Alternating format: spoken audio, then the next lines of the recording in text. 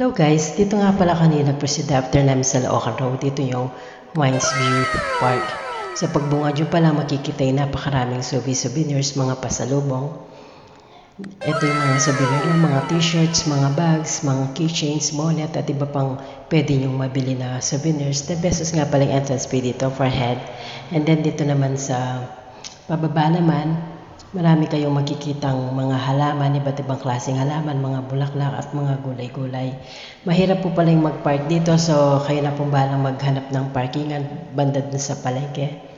Maghintay lang po kayo na mabigyan kayo ng parkingan ng mga park boys.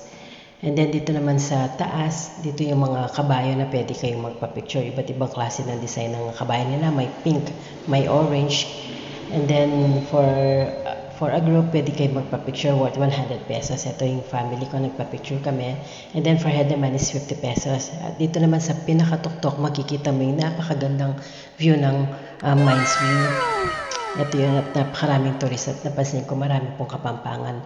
At pwede rin pala kayong mag-rent ng vernaculars dito for only 50 pesos, 1 to sawa na siya. Eh tayo since na hindi naman tayo magtatagal dito, sandali lang since napa-check-in na tayo. 2 o'clock nga po pala yung check-in namin. So after dito, magpo-proceed na kami doon sa tutorial namin. At yun, sa next video, sana po panoorin nyo.